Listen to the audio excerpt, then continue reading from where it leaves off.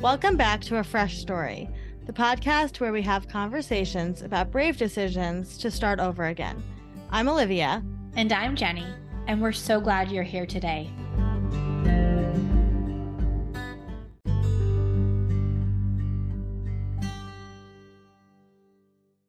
Hello, Jenny.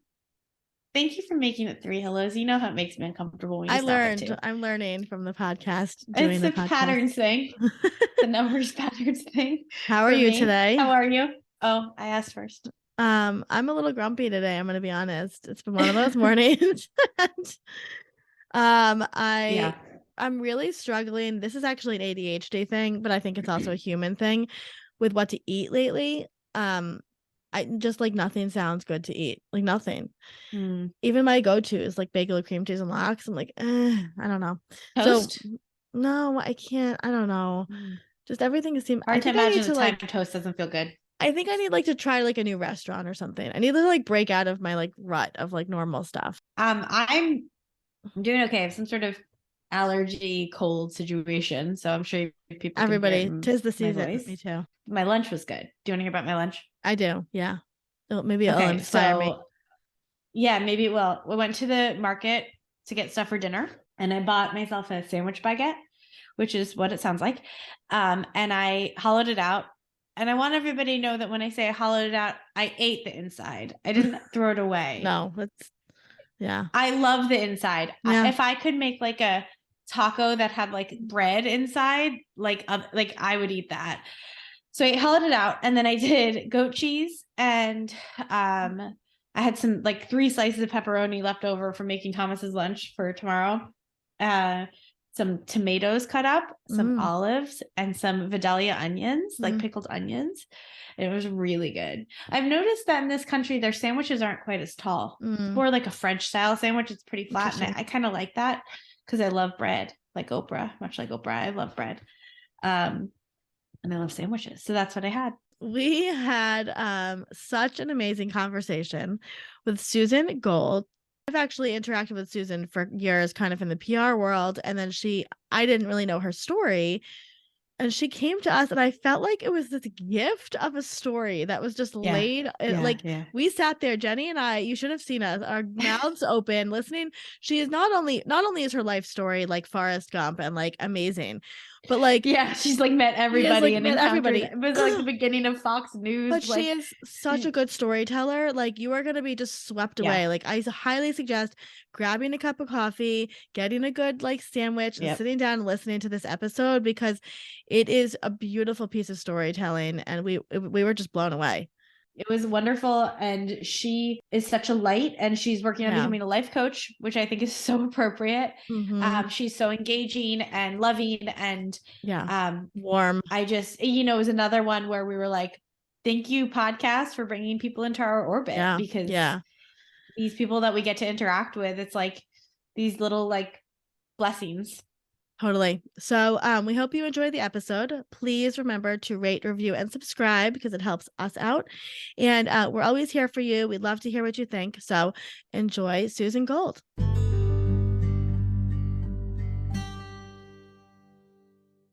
Hello, Susan. We are so happy to have you here today. I'm excited to be here. Thanks for having me. Susan Gold is the founder of a talent brokerage firm, Celebrity Talent. She has produced both high-profile events as well as celebrity-focused interviews and segments for AMC, Bravo, and the Sundance Channel, as well as provided talent for NBC, VH1, A&E, and IFC. Susan is a former triathlete and most proudly a single mom. Susan, we are so thrilled to talk to you today. Can you take us back to the beginning of your fresh start story? Sure. There have been so many fresh starts in my career, in my lifetime.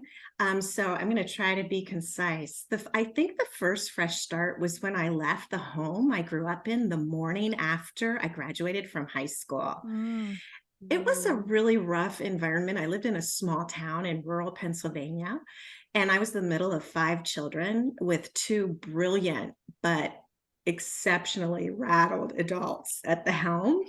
And I really feel we come in with a trajectory and a plan for this life, and lessons. And I smacked myself into really challenging circumstances, but I'm really, really blessed. And I see it from new perspective decades later as a real gift for soul evolution, for my personal evolution. And I really pay homage to my parents for taking on the role they did, and my brothers and sister. So I left the morning after high school graduation, headed for the Jersey Shore, and was thrilled to be there. And then on to college. But really, I couldn't wait to get to New York City. That's what I really wanted. Like, I was on my belly on the beanbag chair in the basement watching Barbara Walters and going, that's what I want. That's where I want to be. So sophomore year, I negotiated my way out of college for an internship in New York City. And I ended up going there after college. And Barbara Walters became one of my clients. I did exercise training on the side, personal training. I was working at ICM, which is a large talent agency, and exercise training on the side. And the woman that ran the company got the call, and she's like, I can't do it. And I'm like, okay. And the next fresh start really was, I left ICM. You couldn't really learn a lot. The agent that I was working for formed his own talent agency and asked me to join him.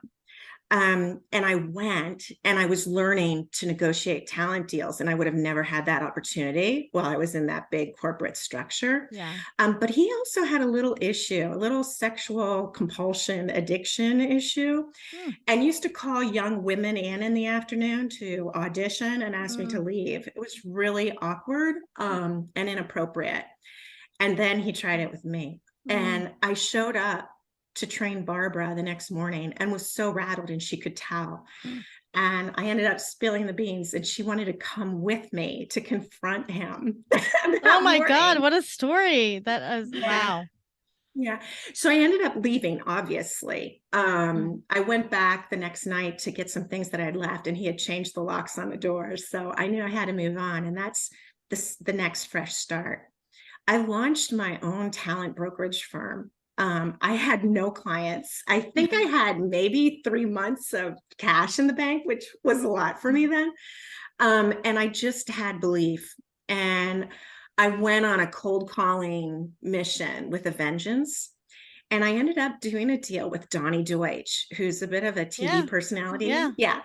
So, but back then, Donnie was running his dad's ad agency, and he wanted Andy Warhol to do an on-camera TV commercial and couldn't get him to do it. And I'm like, well, let me try.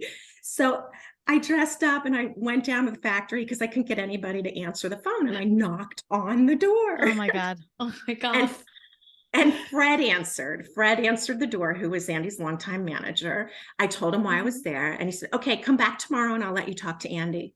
So I did. I showed up the next day, same time. And I'm sitting in the foyer, and he comes out of this main room and he goes, okay, Andy, we'll see you now. So I go in there, little girl from Pennsylvania. I feel like I have dirt on my combat boots. And he's in the center of the studio, penciling away, ferociously. And these 3 pugs are running around the studio, and he can't get enough of the pugs. Now I'm blabbling on about what I'm there for. And he's not having any of it. There's no connection whatsoever. And he's picking up the pugs as they're jumping in the arms. And finally, he looks up at me, he goes, why should I do this? And I said, because you can have the pugs in the shot with you.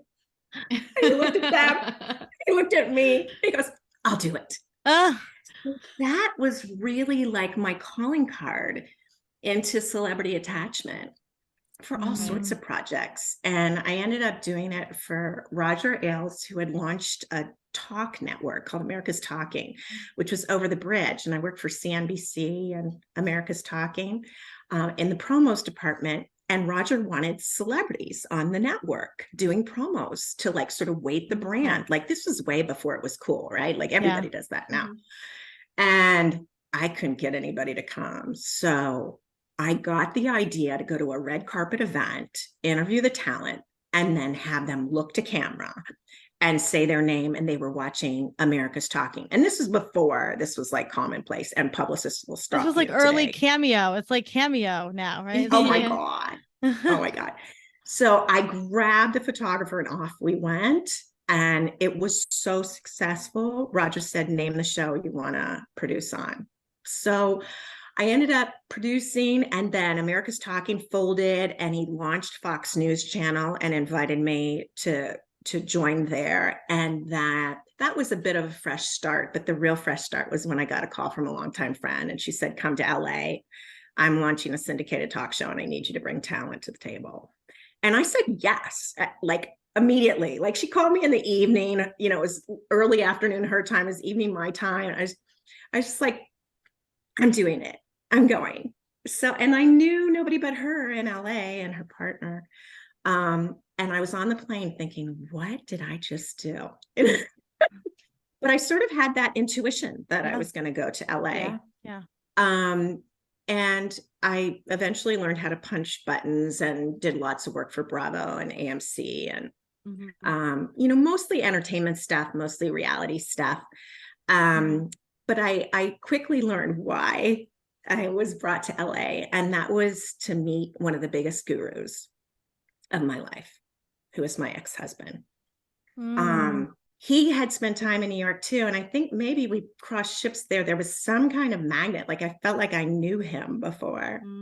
And I really felt hard. I thought, this is finally the one. He said everything I wanted him to say. And I used to think, wow, you're like right out of the movies. And he really was, because he had no persona.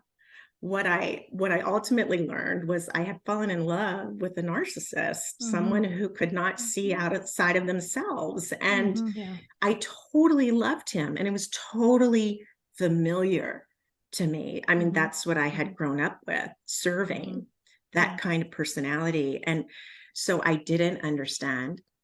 And when I realized it was horrific, we had had a child together. I bought a home for our family and maintained it. And when I realized it was devastating and I didn't want the marriage to end and I wanted to do everything I could to save it. I didn't want a fresh start. Believe me, I wanted this to work. And I was pretty controlling and willful.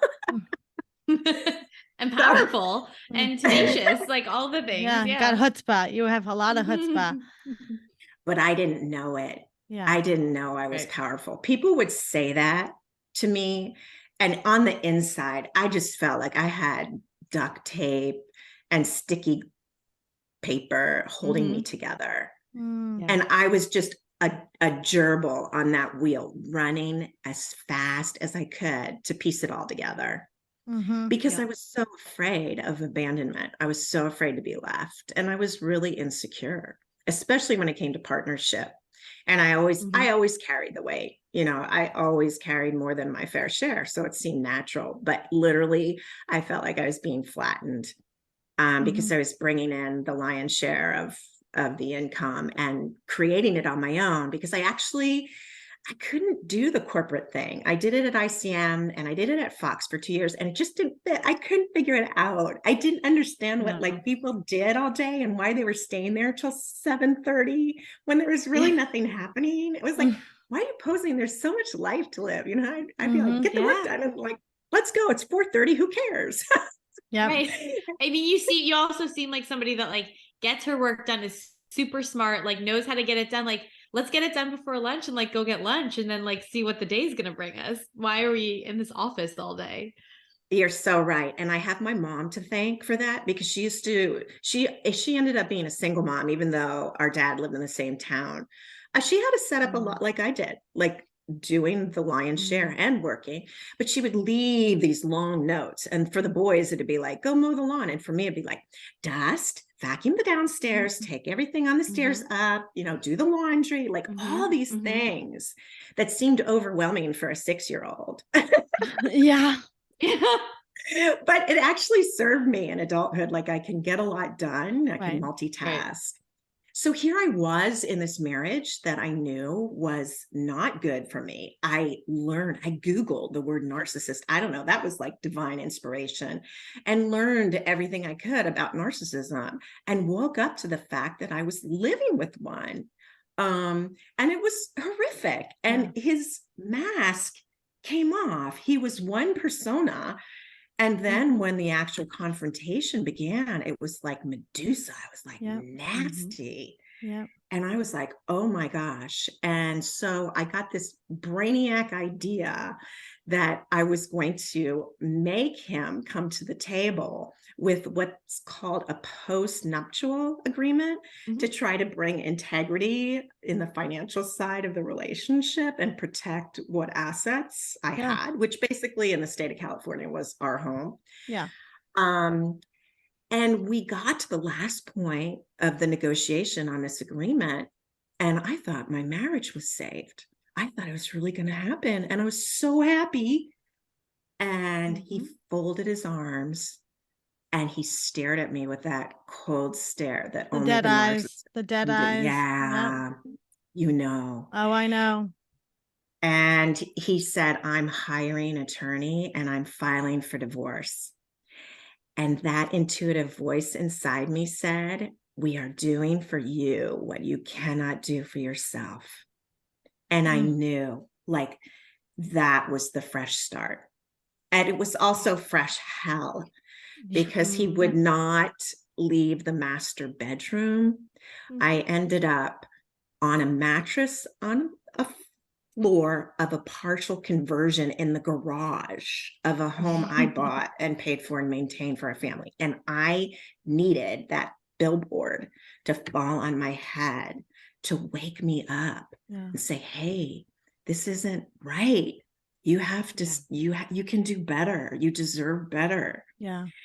And a friend said, get ready. I mean, I was an endurance athlete. I'd done multiple marathons, triathlons, and I needed that endurance experience to get through that divorce. She said, this is going to be like an endurance race. Yeah. And in my quest with learning about narcissism, I found a woman in Australia who had this form of actual body work where you go inside and work internally, and it changes the neural pathways and the cellular structure, because it was almost like some kind of past life experience that I felt like I was going to die if I didn't have a man in my life. And here I was like slinging the load and feeling like I'm not going to survive without this setup. So I had this beaten, wounded little girl inside of me that was so wrapped in barbed wire. And guys, I actually did have a lot of, I got clean when I was 25. I went into therapy. I skipped over all that stuff because there is a lot of content. And I don't want to take the whole show. No, we love it. But yeah, I did get sober, clean and sober when I was 25, and I went into therapy. But when I discovered who my husband really was, I found myself square one right back where I was. And I also had struggle with my mental health. I had clinical depression. At 4.5 years sober, I was hospitalized for clinical depression. And I thought I was going to take myself out. There were a couple of exit points that I could have chose, but I decided to stay on planet and stay the course. Olivia and I were just talking about this the other day, relating to her, of like, often when you start your journey, like when you got clean and you went to therapy when you were 25, you think that the issue is one thing, and it is. And you start down and you pursue that path and you go down and you get as far down that path as you possibly can. And it's not until other factors come into your life and push other buttons, like your husband, that you're like, oh, there was a whole other layer under there that I never knew existed and I have to deal with. And it's like this, oh shit moment, but it's exciting and it's sad and it's beautiful and it's all of those things where then you're like, now I have to go, okay, I healed like the 17-year-old version of me. Now I've got to go heal the 6-year-old version of me and go reparent her and go deal with that, because it's like, it's this constant thing where we're just trying to get back to like the youngest version of us that got hurt, really. Truly. And it is a process. I mean, I knew that still quiet voice within me always was like, you're giving your power away.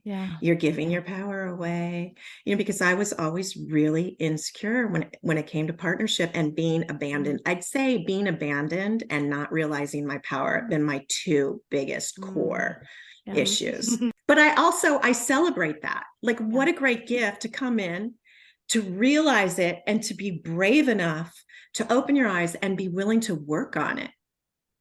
Yes. A lot of Yes. people never do that. Yeah. Right. Yeah. I could have stayed in that marriage and hid, Mm-hmm. but I chose to put everything on the line. In the state of California, it doesn't matter who contributed what. It's a 50-50 split. And we were over 10 years married. And even the attorney said, this has got to change. You know, they're seeing so many man-child situations coming to the table. The problem is when you're very like insecure in your attachment, and then you're also a person that was taught from a young age to overproduce and over like love and help and care, overserve and caretake. It's very easy to stay in those relationships because we know it. Like there's a home there, but is that home safe? You know, is that the home that we want to keep rebuilding? And ultimately it was not. And I knew it to the core of my being. Right. And the universe said, stop, no more. You're going to have a fresh start, whether you like it or not. And it took a year, guys. You know, as a longtime meditator, I'd been on week-long silent meditation retreats, and the suggested remedy when you're going through a divorce with a narcissist is no contact or modified contact if you have children. So that means in writing. And this gentleman would not leave the home until he got his check. So it was 1 year where I took everything and put it into play that I knew. My endurance training, my longtime meditating. I kept silent, like I was on silent meditation retreat, and that little partial conversion in the garage became my monastery. And I dove deep into work and healing and dropping the layers of guilt and shame and rage and lack, and worked on the self-esteem and realized who I was. And the miracles happened. I mean, I didn't know how I was going to afford those legal bills that were coming in every month. And God forbid I'd get up in the middle of the night and look at the email and there was the invoice. And magically, or maybe not so, I made one of the biggest deals in my career and everything was paid for. My husband was a bit of a hoarder and collector. So our garage was, the area outside this partial conversion was floor to ceiling with records and DVDs and posters and collectibles that he was going to sell at one point. And you could barely get to the washer dryer. You sort of had to like dig your way through. All that went, and I converted that garage and it became an income suite, and it paid for more than half of my mortgage, my insurance, and my taxes. So it just like the universe came in and supported me and said, yeah, we're going to do it. You're going to go forward. Amazing. So my son was probably 10 then. And, you know, my husband did participate, but basically I was a single mom. And ultimately my son like slowed down with the visits. So I sort of mostly was a single mom and felt the responsibility of it, but it was also a time of great healing. And it was the first time, guys, that I was not in a relationship. Because like since first grade and Billy Fritz, I always had some boy that gave me attention, you know, and this was the first time that, and I went out on one date. It was like, really looked good on paper, you know, Academy Award winning director, Emmy producer. And the date came and he couldn't come 15 minutes to pick me up. I lived in Burbank. He lived in Sherman Oaks. The event was over in Santa Monica. And I was like, red flag, red flag. You know, so I went on the date and I was like, yeah, no, this isn't the right one. So I actually learned something and was willing to draw a boundary. But I drew it harsh. I drew it very harshly. And I knew my trust button was completely broken. And I knew I couldn't stay with this kind of focus on my son. I mean, it was there 300% for a mom and got him into the right college and all that stuff. But I knew that I was shutting off this emotional side to an open-heartedness. So I ended up taking an online course, and it was during COVID. And everybody in the course, I invited to a 15-minute conversation, except the two people that lived in LA, I invited them to coffee and became friends with one, very close friends. And we ended up like falling in love. Well, he had lost his wife after a 5-year battle with cancer. She had been diagnosed at stage 3.5, and I never met her. I certainly didn't know him. On paper, it doesn't look like we'd be a match at all. But like diagnosed at stage 3.5 colon cancer, and he kept her alive for 5 years. He loved her. She loved him. I don't know what this is. Like, I wanted to murder my husband by the end, you know? And I saw that I saw it in my parents too. I don't know what a loving, kind, supportive relationship was. I mean, people would see them, they were 20 years married, and say, did you just meet each other? And he's very loving and has such a kind heart. Even though I continue to look for those signals, okay, where am I going to get? Where is it? No, he's very solid. Yeah. So dreams come true for sure. Does he live in Montana with you? Is he there with you? We moved together. Yeah. Good. And we have a dog, my dog. She's a rescue. Ours was her 4th home in 5 years. She's been with us 10 years now, and his 2 cats. So we're a blended family. And I had no intention of leaving LA until my son graduated from college. He's going to school in California. And I just got that inkling in my stomach of, wow, it doesn't feel right. It feels like there's a new chapter coming, but I couldn't really put my finger on it. Yeah. And Adam was all about Montana. He had been here a few times. It's my partner. And I kept like poo-pooing it. So I said, let's go look at West Virginia because it's so beautiful there and it's really affordable right now.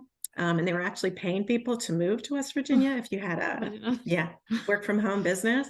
Wow. So we went and looked at it, and it was gorgeous, but we decided it really wasn't for us and went back to LA and came to look at Montana in mid-January. Like, I didn't want any ruse. I wanted to see it at its worst. And it was like I was coming to Camelot or Brigadoon. It's so magical. It's Lost Horizon. I am surrounded in mountains. On one side, it looks like the Nepali coast in Kauai. On the backside, it looks like the Swiss Alps because the Canadian Rockies are there. And in the front of my house, it looks like Tuscany. It's so beautiful. And we were both led here for a complete fresh start together because this is now ours. You know, Burbank, California, where I lived, Granada Hills, where he lived, the valley, San Fernando Valley. That's where he spent his time with his wife. That's where I spent my time with my ex-husband. We were happy together there, but it felt like something wasn't exactly right. And it took a lot of courage to put my house on the market after everything I'd gone through. I basically took it down to the studs after my husband left, you know, and was so proud, but it was time to release it and also to come to a new place in my career. I'd been told for years that I needed to write a book. And I was like, do I need to go through that agony for a PR tool? Really? Like, but finally I heard it so often that I decided, okay, I'm going to do it. And I finished it while I'm here. And it's going to be published in 2023. Amazing. And it basically tells the story of taking traumatic experience and turning it into freedom. So I'm really proud of it. And I'm transitioning out.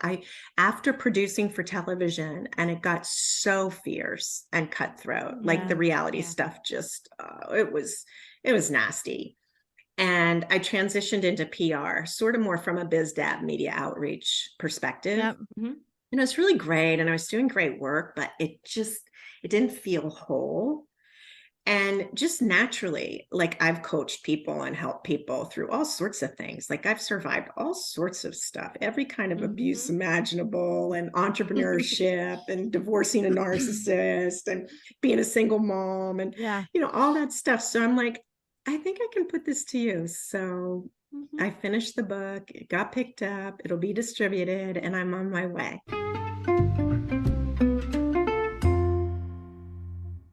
What were the things in your marriage that kind of started to make your intuition perk up and go, something's not right here, and like, I kind of have to keep my eye on this? So the physical expression was I was carrying 9 grocery bags in from the car. My car was parked on the street because there's only room for one car in the driveway.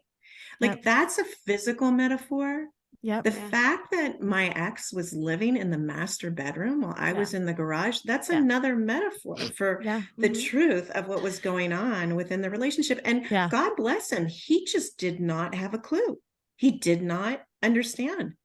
And he had the only office in the house. I paid for an office outside of the house when our son was small.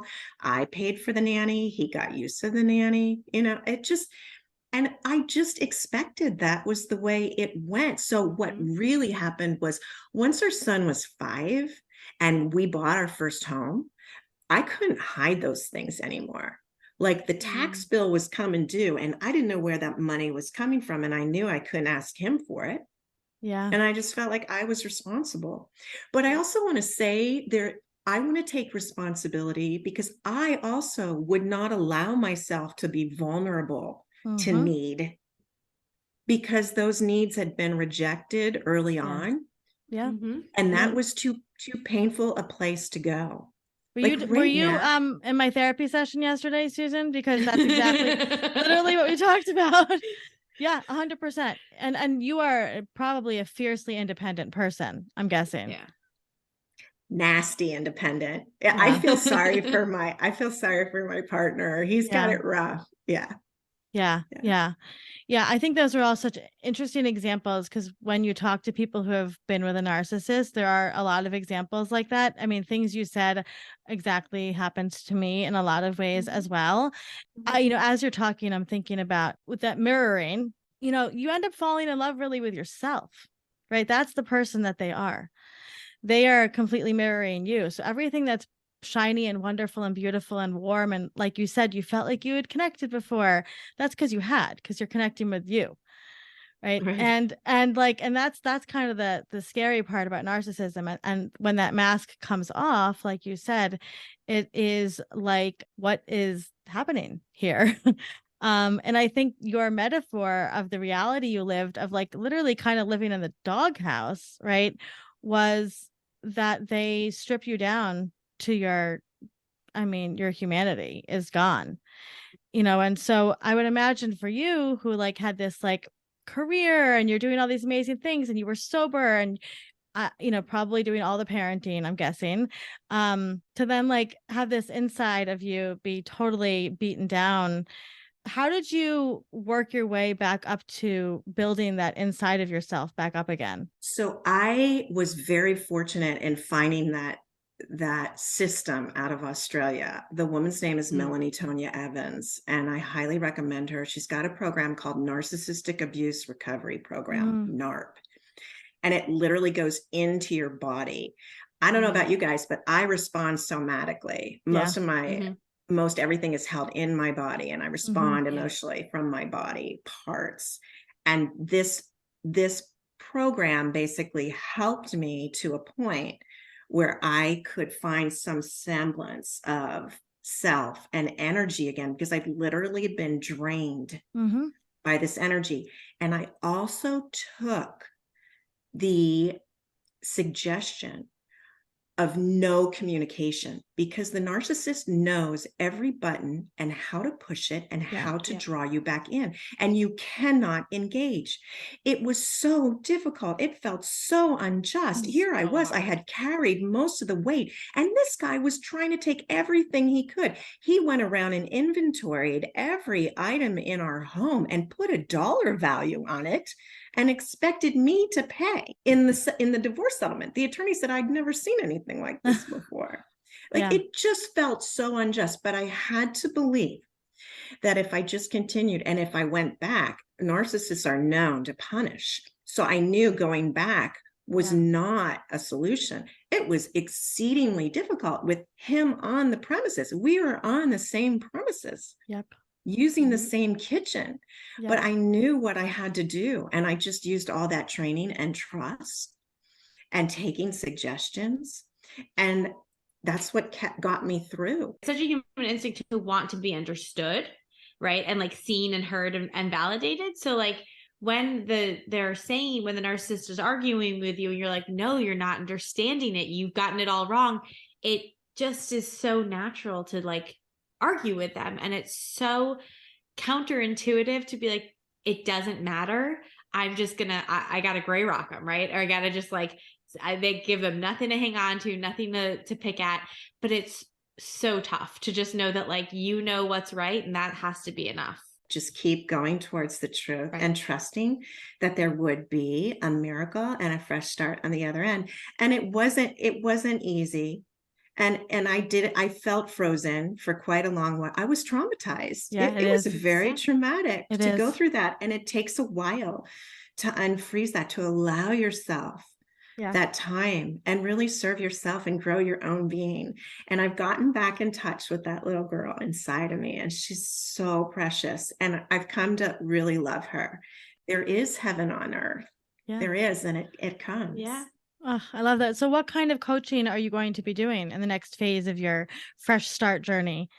Thanks for asking. I really want to help people see their difficulty, because I've experienced it in a lot of different areas, but to see that difficulty as a gift, and how can we take it and transform it into that beauty? So you're living heaven on earth. I mean, I'm going to say it again. I do believe I came in to learn my power and to learn how to love myself and give that to others. And that's what I want to teach others. You have the power within. It's okay. You're not a victim. It feels that way. It looks that way. But let's look at this from another perspective. I mean, God bless my husband for playing the role he did.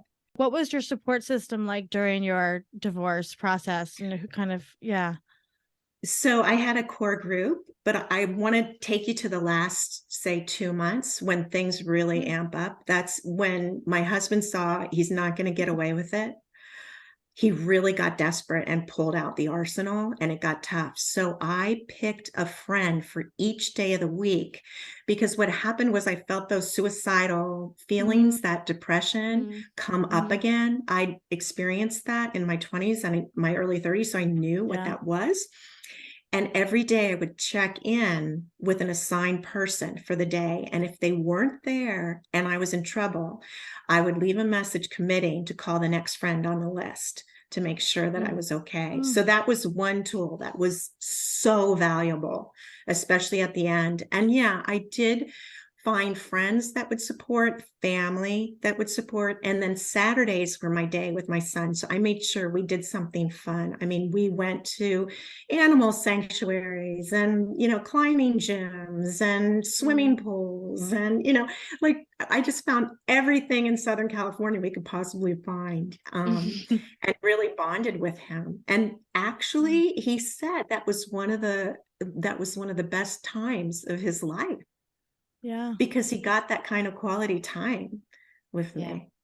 During your fresh start journey, were there any products or things that helped you kind of along the way, whatever in parts of your life? There were multiple different healers, channelers, therapists that I turned to that really helped me through at various different points. I mean, in the book, there's a whole workbook of exercises that match each chapter that sort of helped me through that experience. And there's a list of people that I've worked with and modalities that I've worked with.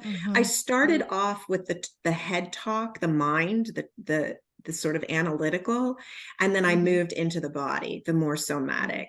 And as I mentioned, I'm a longtime meditator, and that's also been completely valuable in this whole trajectory. I love that, because we're all about that at Fresh Starts, right? Helping people find their hype team and their experts. And you're going to have to become a Fresh Starts expert when you get your coaching stuff off the ground. And in terms of somebody going through a fresh start in life, what would you tell them? What are your wise words? You're safe, you're secure, and you're loved, regardless of how it feels in the moment. And you have a whole loving team that surrounds you, supporting you, rooting for you. Even though you might not viscerally see them, you can feel them. And that is the truth. And you're a bright, beautiful soul here to evolve. And this experience is all part of that evolution. I love that. Couldn't have said it better. Amazing. Amazing. Susan, you are a delight. You are truly just like one of the best people. I'm just so excited for you and your journey. And thank you for sharing all of your amazing stories with us today. We're just very proud of you and proud of your vulnerability and honesty. And, we always believe here at Fresh Starts, when you can share your stories, that it helps. It's the guidebook for other people. Right. So thank you for being here today and chatting. Thanks for being the impetus for the conversation, for the beauty that you're sharing with the planet, and for this.